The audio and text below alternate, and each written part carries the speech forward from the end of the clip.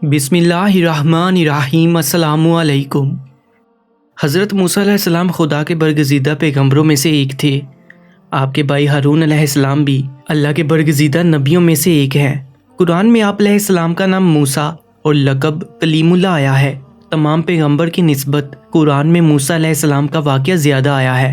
30 से ज़्यादा सूरतों में मूसा अलैहिस्सलाम और फ़िरौन और बनी इसराइल के वाक़या की तरफ 100 मरतबा से ज़्यादा इशारा हुआ है। हज़रत मूसा अलैहिस्सलाम के हाथ की लकड़ी, जिसमें ये मोजज़ा था कि फ़िरौन के साहिरों के मुकाबले में सांप या अज़दहा बन गई थी। मरवी है कि मूसा अलैहिस्सलाम का असा जन्नती आस का था। आपके कद के बराबर 10 हाथ लंबा था और इसमें 2 शाखें थीं, तारीकी में रोशन हो जाती। इस असा को आदम अलैहिस्सलाम जन्नत से लाए थे। ये लाठी रात को रोशनी देती थी और दिन के वक्त आप इसे साथ लेकर जमीन में घूमते फिरते और अपने लिए रिस्क तलाश करते और इसके साथ अपनी बकरियों के लिए पत्ते भी झाड़ते थे।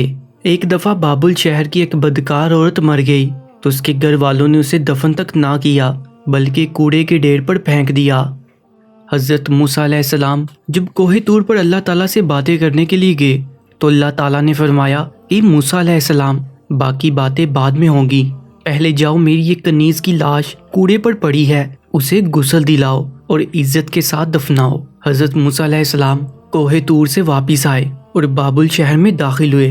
तलाश करते करते एक जगह देखा कि कूड़े पर एक औरत की लाश पड़ी है और इसके इर्द गिर्द 4 कुत्ते रखवाली कर रहे हैं ताकि कोई दरिंदा लाश को पमाल ना कर सके। हज़रत मूसा अलैहिस्सलाम ने उसके घर का पता पूछा और उनसे कहा कि लाश को उठाने में मेरी मदद करो। औरत के घर वालों ने कहा कि हम इस लाश के करीब भी नहीं जाएंगे। ये एक बदकार औरत थी जिसने अपनी सारी जिंदगी बदकारी में ही गुजार दी। पूरे शहर में हर कोई लाश को उठाने से इनकार कर रहा था। हज़रत मूसा अलैहिस्सलाम अपने भाई हज़रत हारून अलैहिस्सलाम के पास गए और कहा कि लाश उठाने में मेरी मदद करो।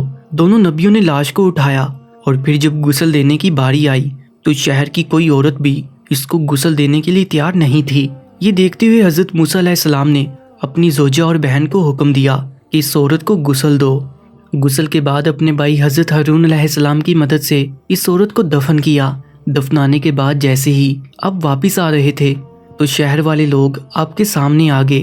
वो सब मिलकर आप अलैहिस्सलाम से कहने लगे कि मूसा अलैहिस्सलाम, या तो हमें इस बात की वजाहत दो कि एक बदकार औरत को इतनी इज्जत क्यों दी, या फिर वो कलमा जो आप अलैहिस्सलाम ने हमें पढ़ाया है, हम आप अलैहिस्सलाम को वापस करने आए हैं। हज़रत मूसा अलैहिस्सलाम ने लोगों से फरमाया, ये शहर के लोगों, मुझे जो हुक्म अल्लाह ने दे दिया तो मैंने इस हुक्म की तामील कर दी।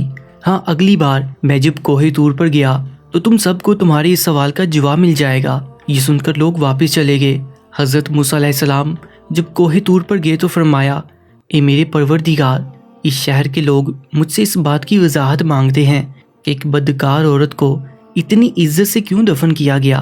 अल्लाह ने फरमाया, ए मूसा अलैहिस्सलाम, ये औरत वाकई बदकार थी और इसकी सारी ज़िंदगी बदकारी में गुजर गई, मगर एक दफ़ा ये एक ऐसी जगह से गुजर रही थी जहाँ पर एक कुत्ता प्यास की शिद्दत से मर रहा था।